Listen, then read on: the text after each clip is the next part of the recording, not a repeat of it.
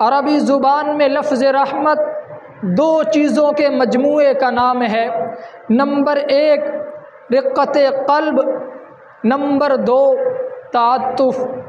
رقت قلب کہتے ہیں دل کی نرمی کو، تعاطف کہتے ہیں احسان اور مہربانی کو۔ اور یہ لفظ رحمت اللہ تعالیٰ کی ذات کے لیے بھی استعمال ہوا ہے اور نبی پاک صلی اللہ علیہ وسلم کی ذات کے لیے بھی استعمال ہوا ہے۔ قرآن مجید فرقان حمید میں یہ اللہ کی ذات کے لیے لفظ استعمال ہوا۔ سورہ اعراف میں اللہ فرماتے ہیں وَرَحْمَتِي وَسِعَتْ كُلَّ شَيْءٍ، میری رحمت، میں اس کا ترجمہ یوں کرتا ہوں تیرے رب کی رحمت۔ اللہ فرماتے ہیں تیرے رب کی رحمت ہر ایک چیز پہ چھائی ہوئی ہے، تیرے رب کی رحمت ہر ایک چیز کو اپنے احاطے میں لیے ہوئے ہے، تیرے رب کی رحمت ہر ایک چیز کو اپنے دامن میں سمیٹے ہوئے ہے۔ تو جب لفظ رحمت کی نسبت اللہ تعالیٰ کی ذات کی جانب ہوگی تو اس وقت رقت قلب اور تعاطف ان دونوں میں سے کون سا معنی استعمال ہوگا؟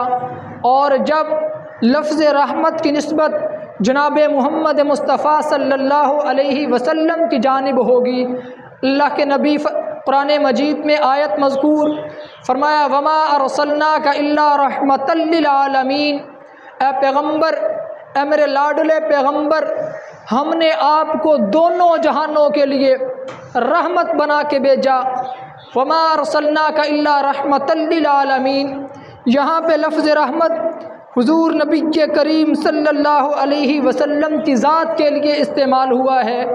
تو جب لفظ رحمت اللہ کے نبی کی طرف منسوب ہو اس وقت رقت قلب معنی بھی مراد ہوگا، تعاطف بھی مراد ہوگا، اور جب لفظ رحمت کی نسبت اللہ تعالیٰ کی ذات کی جانب ہوگی اس وقت صرف اور صرف احسان، مہربانی، شفقت اور محبت کا معنی مراد ہوگا۔ رقت قلب اس کی نسبت اللہ کی جانب نہیں ہو سکتی، جبکہ رسول اللہ صلی اللہ علیہ وسلم کی جانب رقت قلب کی نسبت بھی ہو سکتی ہے اور تعاطف کی نسبت بھی ہو سکتی ہے۔ اور پھر کتب لغت میں لفظ رحمت کے بے شمار معنی ہیں۔ اس کا ایک معنی کرم بھی ہے، اس کا ایک معنی رحمت بھی ہے، اس کا ایک معنی مہربانی بھی ہے، شفقت بھی ہے، مودت بھی ہے، اور یہ ساری کی ساری چیزیں جناب محمد مصطفیٰ صلی اللہ علیہ وسلم میں بطریق اتم موجود ہیں۔